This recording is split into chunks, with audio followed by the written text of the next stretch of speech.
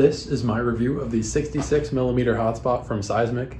This is a very unique wheel in that there is not another wheel on the market that has similarities to this, I guess. Sure, it's your typical offset, sharp lip profiled wheel, but this has Seismic's proprietary core that they use in their hotspots. And then also being 66mm tall, it's just smaller than all of the other wheels that do it. The next closest thing I can think of is the 69mm hotspot, which is incredibly similar in an awful lot of ways. Now, this wheel is not designed with downhill and freeride in mind. I know that for a fact. It was designed for slalom. It was really adapted on the 3DM Avila wheels and the Avalon wheels. I don't exactly know which one it is, so forgive me if I do make this mistake. I didn't research properly beforehand, but fortunately I didn't have to do very much research because we have Jeremy Coffman, a longtime competitive slalom skater that I was able to interview and get his insight as to what this wheel is designed to do and what some of its strengths and weaknesses are. All right, let's get it. All right, so we're talking about the Seismic hotspots. Hell, pussy snap booger. That's my boy. Sigh. I have to excuse him, he's got Tourette's. Seismic hotspots, this is actually one of the older wheels in the slalom realm that's on the market, And this shape is basically Dan's version of the mods that the slalom guys were making to the 3DM wheels back in the days, where they would actually trim the lips down. Because the old 3DM, like the Avilas and the Cambrias, they had came out to a really nice point on the edge. You have a good grip, but if you got too much on that edge, it would roll and it would make you hop and you lose traction. How do you figure that out? You get the high-speed cameras and see it, or is it just a feel thing? Because I'm sure you feel it, but how do you figure out that's what's happening in the action? That's probably a good question. There's probably a lot of guessing involved. In slalom, there's a lot of really intense gear heading going on. So I'm sure there's some guys who did a lot of playing around to figure out what was going on and get the idea that, hey, if we trim that little extra off and get a little fatter lip, it'll be a little more rigid and give you a better hold and a better grip, which is what they did.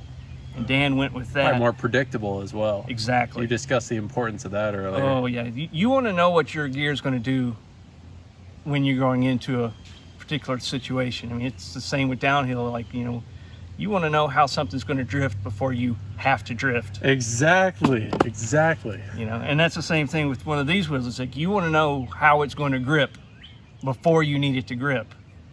And with this wheel, this got a kind of an offset. So it sits on the edge and you don't have that much of a interior lip on it. And I always had an issue with these when I'm doing GS and like courses with like really big offsets where you're going to be really, really wanting a lot of grip. I'd get these would kind of slide on me a little bit. All right. Which is part of the reason why I kind of moved away from them. But I still use them when I skate tight because you have that offset and it's such a small inner lip that when you're running a really narrow hanger, you have a lot more clearance and you run less of a chance of getting contact with the base plate. Got it. Can you show me?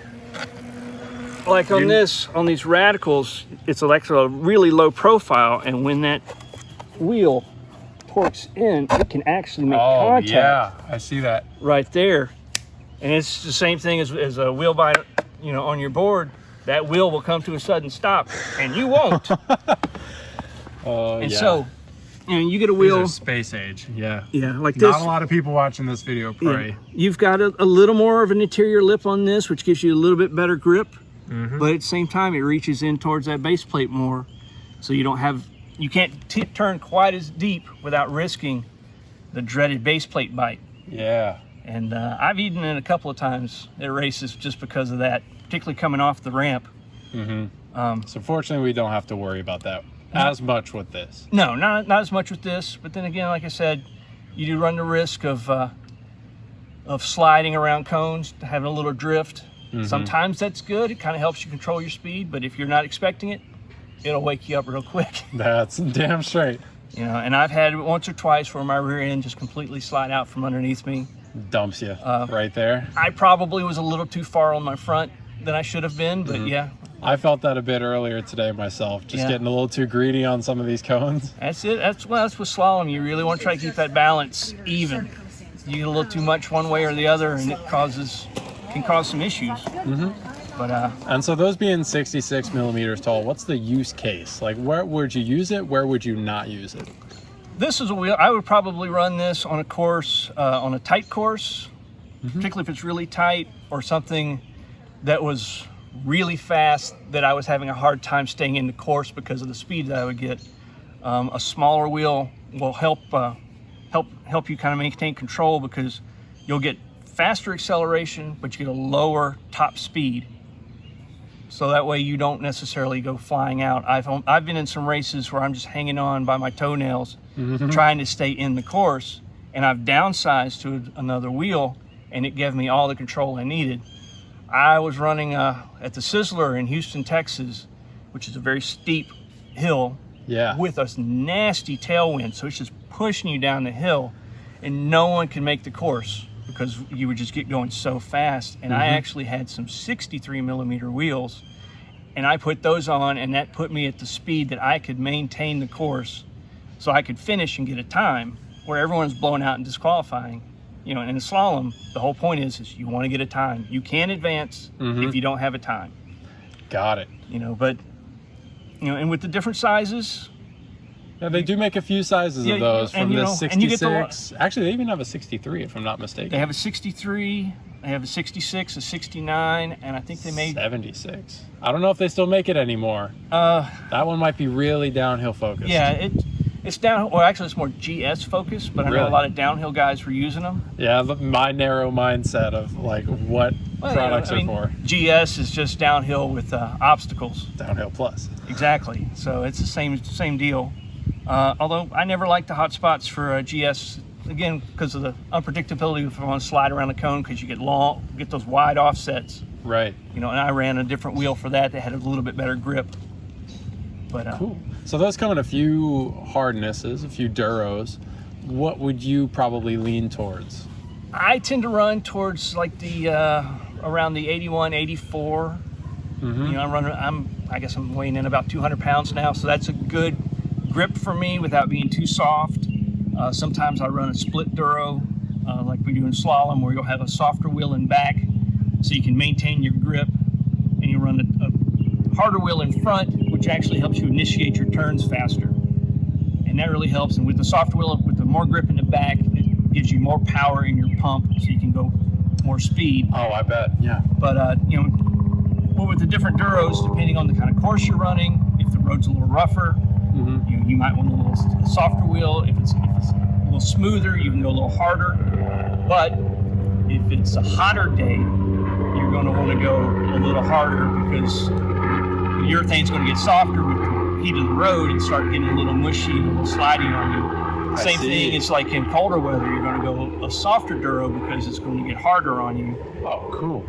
This is like the little nerdy tech things that we all are trying to soak up right now. So it's like, you know, that's the whole, and that's why so many of the slalom guys, we have so many different wheels, because we do use different shapes for different characteristics, and for like the different truck widths that we're running.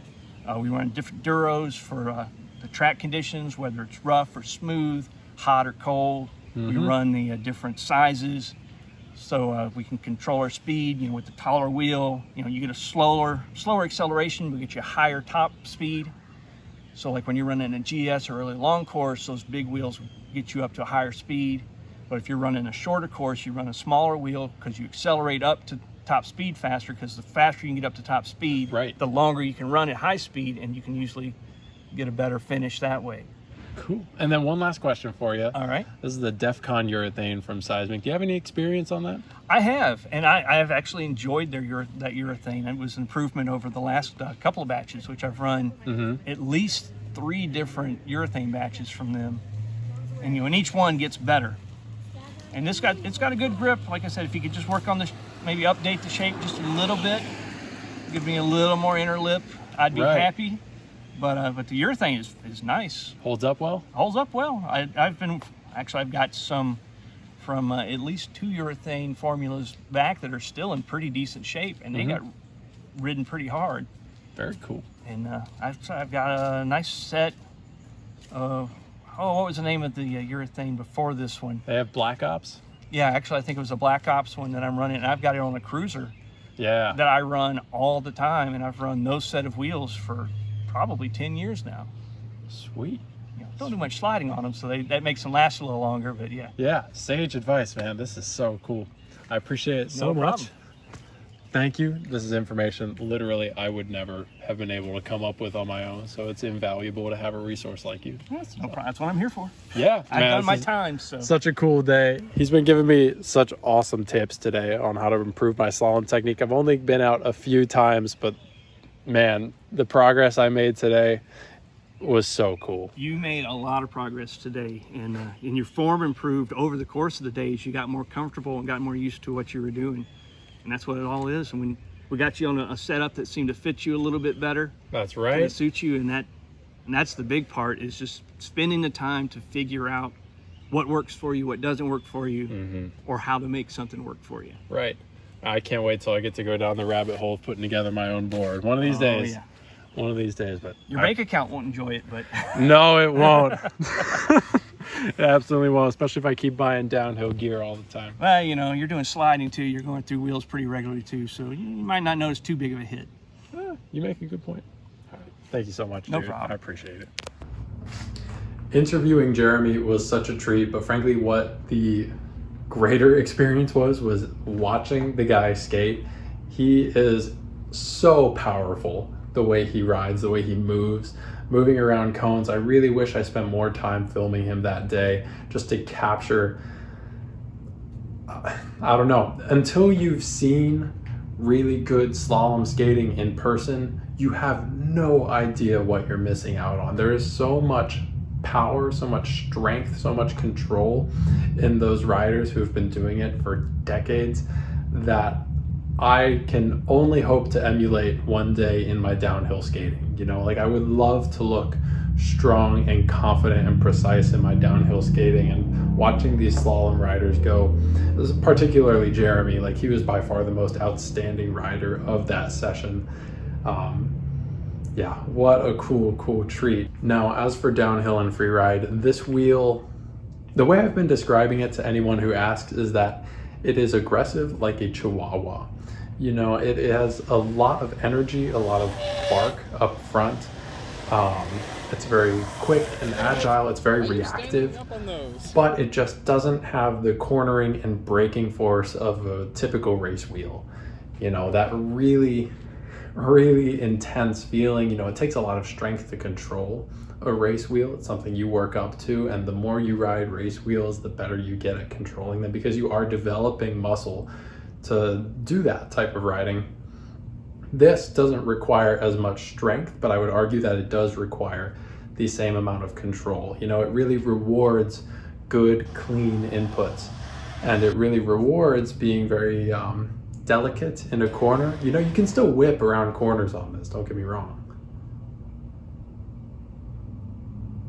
If you do exceed that limit, that threshold of grip and slip, this wheel is pretty quick to slide out, and it's a little bit scary to try to catch it to react to that in the moment, but it's not like the Quay Killers in the sense that it just goes from gripping to sliding very instantaneously.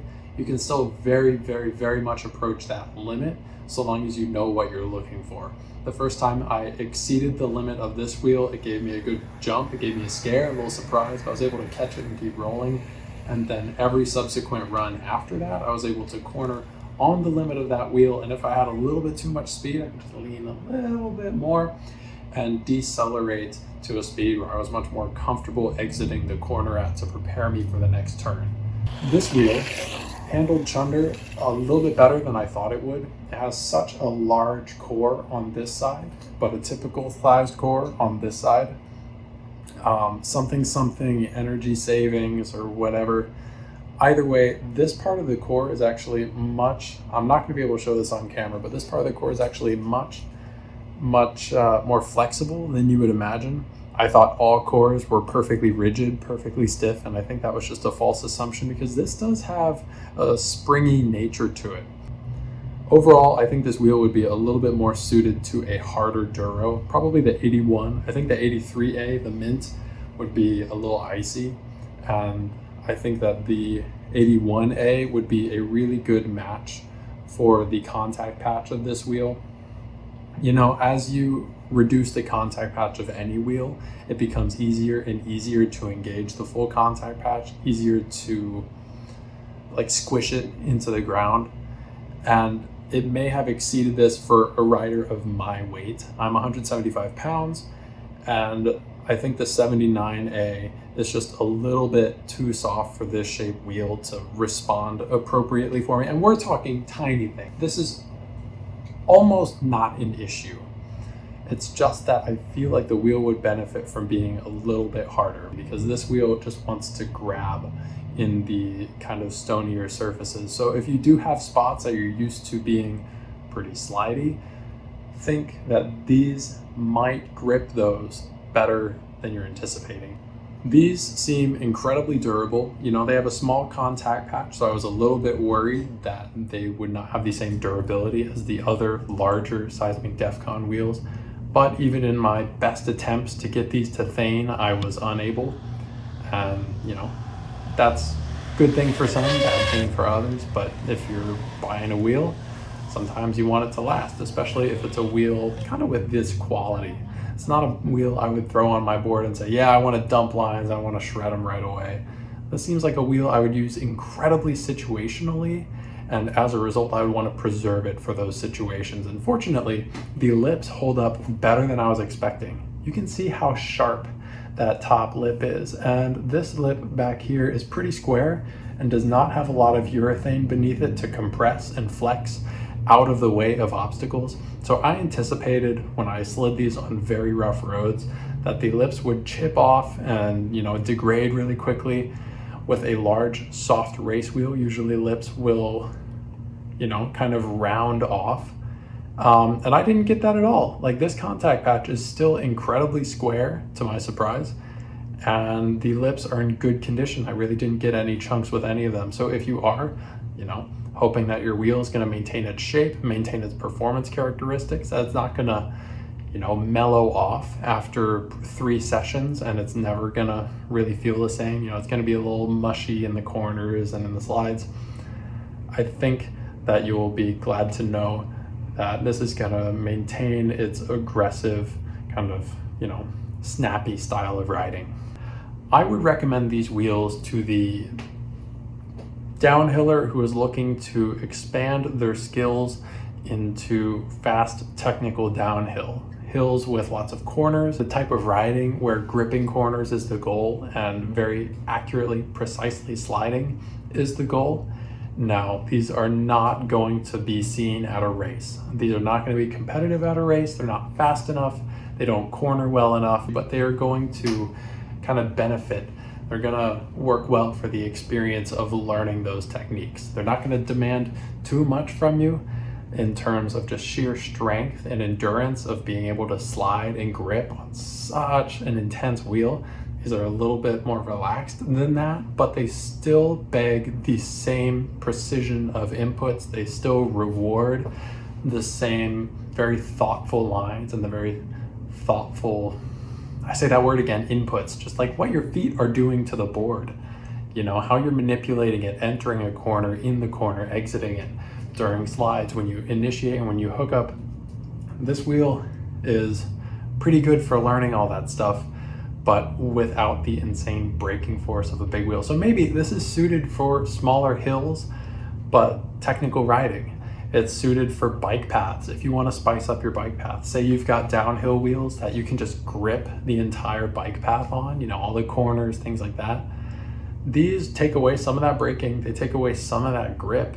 So what you're left with is a scenario where you have a bike path that you're used to gripping, and now you have to do very calculated small pre-drifts the whole way down, which sounds hysterically fun, and I'm hoping I get the chance to do that on these wheels in the future. Now, I say these are good for people learning technical downhill. That extends to all levels of technical downhill. I'm sure that really, really advanced riders still have something to gain from this. yeah, these wheels are solid for working on your downhill technique. As far as free riding goes, they're a really weird free ride wheel. They're just a little bit too intense for standard free ride. You know, it seems cool to have a really snappy, quick free ride wheel, but I think there's just better options. You know, you could have a little bit more fun on something larger and round lipped, or the same size and round lipped, or something larger and sharp lipped even. This just has a little bit too much bite. It has a little bit too much, it's just too unforgiving, and I think you'd be fighting yourself more than helping yourself, more than making the session fun by trying to do a bunch of free ride on these. Not saying it can't be done. I frankly had a good time free riding on mine. It's just that it's not filling a free ride need for me. I wouldn't put these wheels on my board and be excited to go work on stand-up slides. I would be excited to go work on glove down slides, maybe do some sliding work around cones, set up a course for myself, or take these to my local bike path and try drifting some of the lines I used to grip. So thank you so much for watching. This wheel was very fun to review. Again, special thanks to Andrew Griffith for lending me this wheel. Excited to get it back to him. And then also special thanks to Jeremy Coffman with his mind-blowing insight into the world of slalom, slalom gear, technique,